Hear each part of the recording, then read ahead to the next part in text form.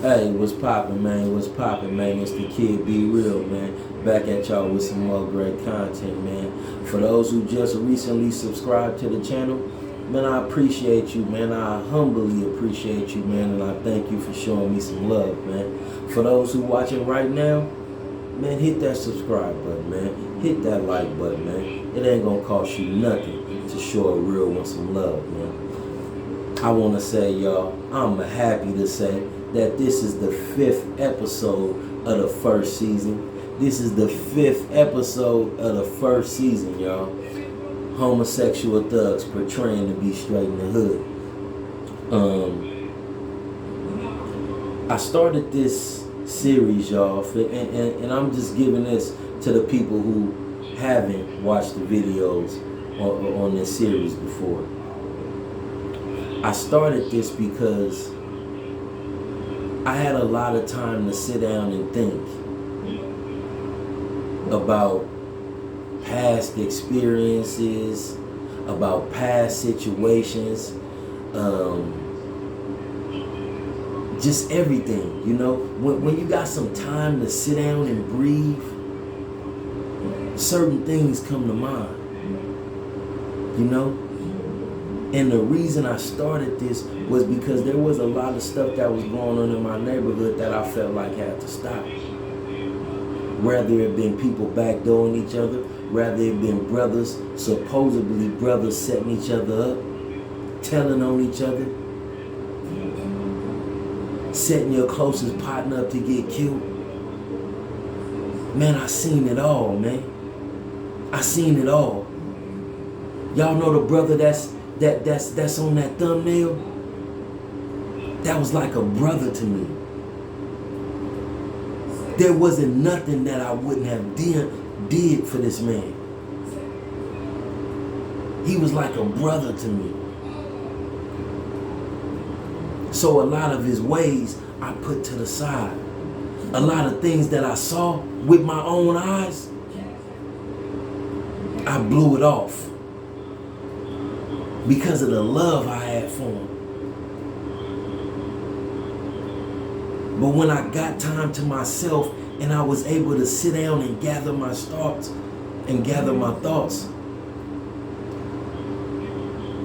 certain memories would come back to mind, and I would question that actual event. I would question what was going on because I started to see the sick mentality in people. So this was many years ago, y'all. Many years ago. I had to be maybe 16, 17 years old. You know, I get my pack from my folks, you know what I'm saying?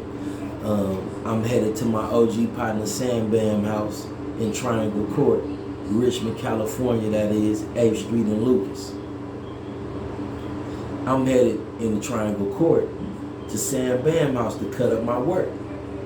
The reason why I like going to Sam Bam house is because Sam got cable. So I can watch me a little wire while I'm cutting up my work, right? So I'm knocking on the door, but I'm banging on it, and it's raining at the time. And Sam finally come to the door. Sam is an older guy, you know what I'm saying?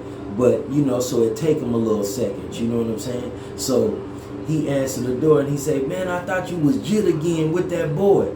I'm like, "What you talking about? You thought I was Jit with that boy?" And now, mind you, Jit is the guy that's on the thumbnail, Jonathan Thomas. He's the guy that's on the thumbnail. So he said, "Man, I thought you was Jit knocking on the door, man, with that boy again." I said, "Man, what you talking about?" He said, "Oh, he brings Cindy Lee nephew. Somebody's nephew from about that, somebody's son from about Cindy Lee house up over here, and they just be sitting or whatever." And I go in my room. I don't pay no attention to what they're doing. I said, "Oh, okay." And in my head, I'm thinking, well, why is this nigga cutting up dope in front of this young nigga? Like, why is he trying to influence him into doing shit like that? And I don't know how y'all neighborhood is, but my neighborhood, around that time, it was niggas that was 14, 15 years old smoking coke. Coming to the back window, that's what we called our spot, the back window. Coming to the back window trying to buy rocks. I wouldn't go for it. But the rest of them niggas in the house, oh yeah, they gonna serve you. They don't give a fuck.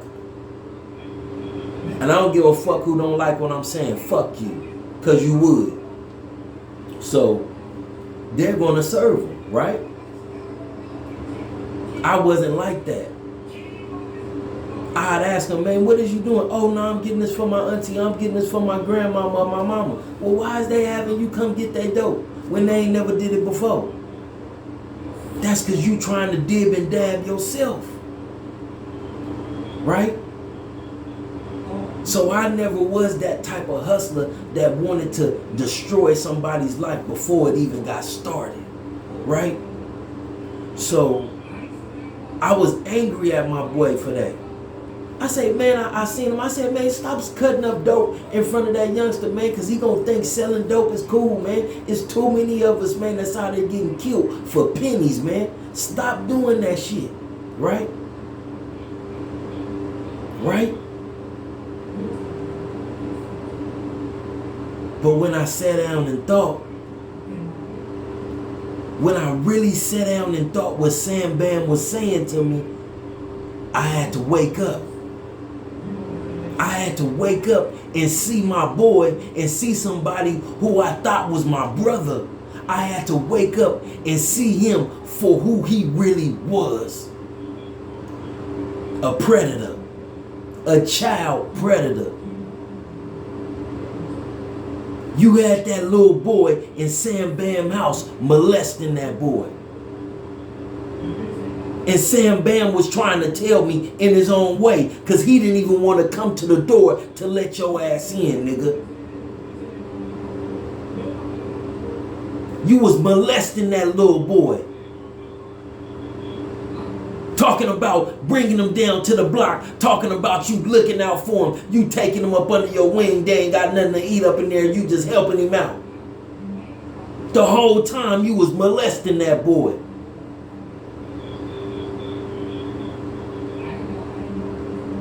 You see, we gonna pull a wool off everybody's eyes.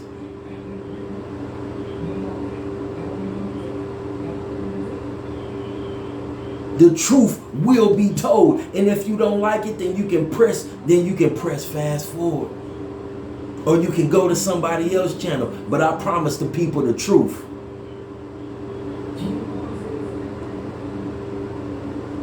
You know? I promised the people that I was going to come with actual facts, giving them real stories. And these are stories that I like to tell you, but damn it, they the truth. It's been too many young homies that you done pulled to the side and they done told other people, man, this nigga tried to get at me. Man, this nigga tried to, but you thought they was going to fall for that shit and they didn't. Too many young homies in the hood that you done tried to pull that shit on. Some you got away with and some you didn't.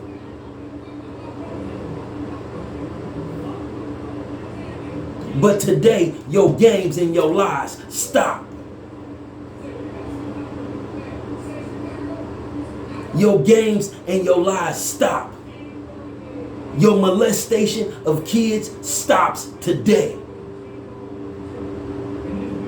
Because if I see you, I'm going to stop. And if I get wind of anything else, I'm going to stop you physically.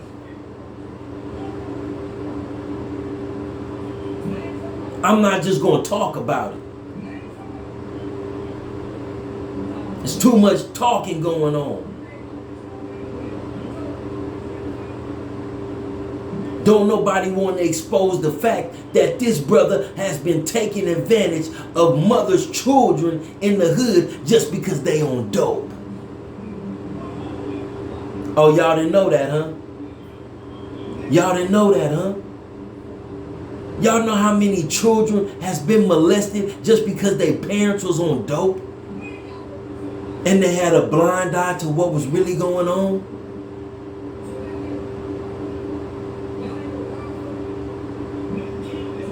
Oh, y'all better wake up. Y'all better wake up and see what's going on. I was cellies with this man's brother.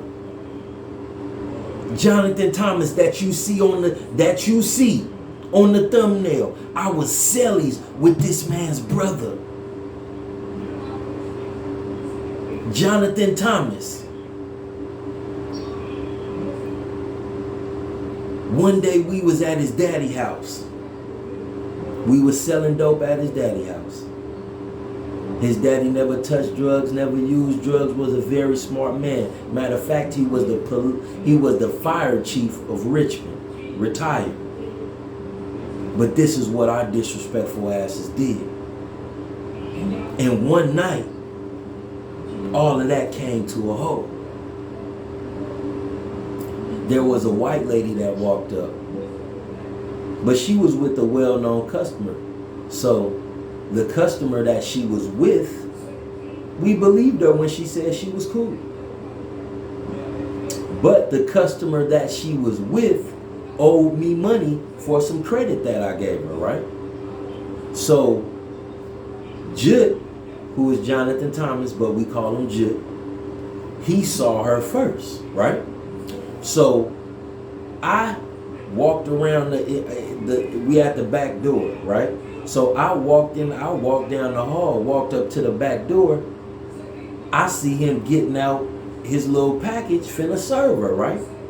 And he asked her how much she had. She said 500. I'm like, oh, nigga, let me get 200 of that. Nigga, you get 300, let me get 200, right? He like, nah, B, I'm finna get up out of here, man. You can have the whole night. I'm finna get up out of here, right? I'm like, nigga, you being stingy. I'm like, nigga, you being stingy. And like, me and that nigga had an argument about that. I was real hot at that nigga. I felt like that was some whole shit he did. You see what I'm saying? But not knowing that was the best thing that he could have ever done for me. Because the white woman ended up being the feds. Yeah, the white woman that he served ended up being the feds. So a couple weeks had gone by, could been maybe a month or two. He's serving her. If not every other day, if not every day, every other day. This woman is coming and spending $300-400 every other day, right? And one night, she had texted him and said she wanted to spend, and he texted her back. I'm sitting in the room with him. He texted her back and asked her how much she wanted to spend. She said 800. And he was like, B, little bro, man, I think this bitch the feds. I'm like, why you say that? He said, man, this bitch just been spending money damn near every day with me. And now she just hit me and asked me, can I serve her for her 800? I said, ooh, shit. I said, ooh, shit, boy. I said, damn, I say, man, I mean, you never know, man. You never know, right? But his greed got the best of him. Instead of him just saying, nah, I'm cool, taking his slap on his wrist for the previous times that he served her, he called his brother. Hey, Terry, I need you to go up over here and serve this white broad for me. Right? So now, mind you, it's already in the back of this nigga mind that this broad is the feds. But his greed allowed him to keep serving her. Follow me on this. His greed allowed him to keep serving her through his brother. Right? So instead of this nigga cutting his losses and saying, boom, I'ma just deal with however it come, he throws his brother in. Right? One day, I got into a little situation, had to throw my pistol. I ended up going to jail for that, right? Long story short, they refiled on me. They let me out, then they refiled on me. Anybody who knows the system know that happens all the time. You get caught with guns, they might not charge you, might not do no time right then and there. They might let you go, OR you, and then refile on you. It's been done several times. So when I went to jail, the feds hit, right? I got out after like 2 or 3 days. But when I went to jail, the day I got out, the feds hit. Right? Everybody like, ooh, shit, that don't look right. This nigga went to jail, then the feds hit. But the whole time the feds hit because this nigga was serving the undercover. Whole time he thought this bitch was the undercover police, and he never said nothing about it. He let his brother go keep serving this broad. And when everybody got wrapped up, he blamed everything on his brother. When everybody got wrapped up, he tried to put dope on his own sister. May she rest in peace. She told me out of her own mouth that you tried to put dope on a nigga, and she kicked it back to you. And the police caught you with the dope. I was right there, nigga, when you got on the stand on your nephew and tried to recant your statement. But you and I know that if you make a statement, the police will make you sign it. But there's a lot of things that street dudes kick up under the rug because of their so-called love. But I'm not bending the truth for near one of you niggas. I'm not bending the truth to justify the fact that you doing some weirdo shit in the hood. And ain't nobody speaking up on it.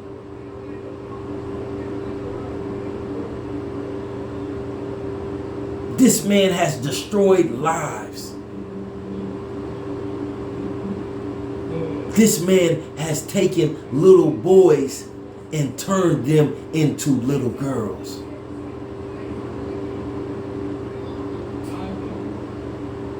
This man has defiled young men in the hood. And I don't know if he was molested as a child. I don't know if he was touched as a kid. But whatever happened to him as an adult, whatever happened to him as a child, he's acting out as an adult, molesting kids, trying to talk young men into homosexual acts. I'm telling y'all, young men, the streets is a mother, man. The streets don't show no love, man. The characters and the actors in the streets are only there to trick you, are only there to use you for their gain. It's very few real dudes that you gonna meet in the streets. It's very few dudes that you can count on that's from the streets. I don't care if they your blood.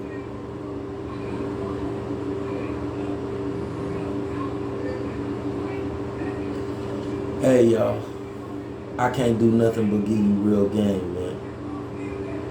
I can't do nothing but give you real game. I try to jump on here and say some old fake shit or try to do some reactions, but I ain't good at telling nobody else's story. I'm good at telling the truth, even when it's about myself. That's why I started the videos. That's why I started the other series. Expose your secrets to your children, because somebody will tell your story. Somebody will tell your story. So you better tell it first. Hey, y'all, I'm out. God bless y'all. Stay strong. And tap that subscribe button, y'all. It ain't gonna cost you nothing. God bless.